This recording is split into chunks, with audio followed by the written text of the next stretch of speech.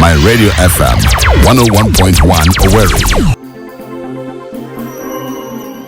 The United Nations Children's Fund, in collaboration with the Child Rights Information Bureau of the Federal Ministry of Information and National Orientation, says children absorb adult behavior like sponges. They said when adults demonstrate poor regulation of emotions, neglect, or harmful behaviors, children tend to replicate these patterns. In this case, they emphasized that this is the reason adults should take the blame and children should be protected from harmful reports by journalists. In his address at the two-day training of media practitioners on ethical journalism and child rights reporting held in Port Harcourt, UNICEF's Chief Field Officer in Port Harcourt, Rivers State, Anselm Audu, stated that the aim of the training was to uphold ethical standards and prevent harm to children through media coverage. He noted that the media holds immense power, the power to inform, inspire, and hold institutions accountable, stressing that power comes with a profound responsibility to report with integrity, sensitivity, and respect for human dignity. He stressed the need for journalists to promote dialogue, balance their reports, protect the vulnerable and children, give children a voice by allowing them to share their experiences and not exploit their innocence.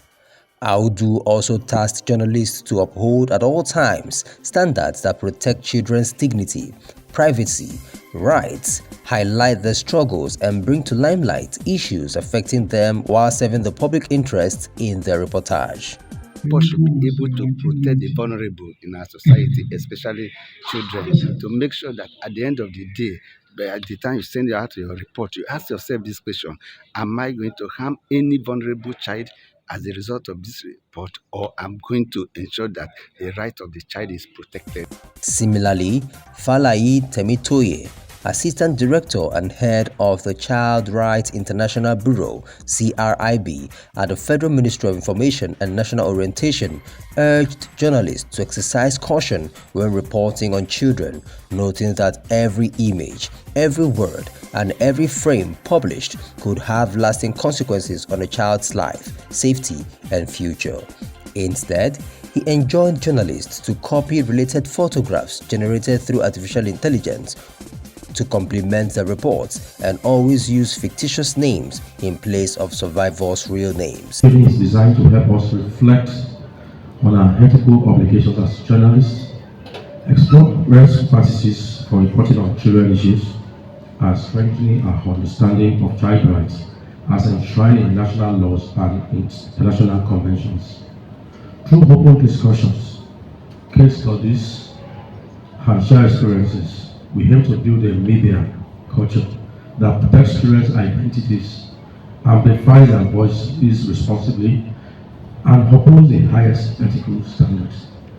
Together, let's reaffirm our commitment to a media landscape that not only informs but also protects and empowers. I want to use this opportunity again to appreciate our major partner, UNICEF, for sponsoring this event and standing by us at all time, and for the role they've played over time concerning our children, especially Nigerian children. UNICEF has, there is no time you call on UNICEF for assistance on anything that has to do with children that they won't stand by. And we also want to encourage them to do more based on what we do too. Let us do more so that we can get more support. Temitoye, who represented the Permanent Secretary, Ministry of Information and National Orientation, Ogbodo Chinasa, at the event, encouraged them to balance compelling storytelling with the highest standards of journalistic integrity. Resource persons who spoke, as well as a UNICEF communication specialist, Susan Akila, who represented UNICEF country representative Wafa Saad, advised all to act in the best interest of the child by promoting their well-being and protect them from exploitation and harm. The training brought together journalists from the Southeast, South-South, and North Central regions of Nigeria.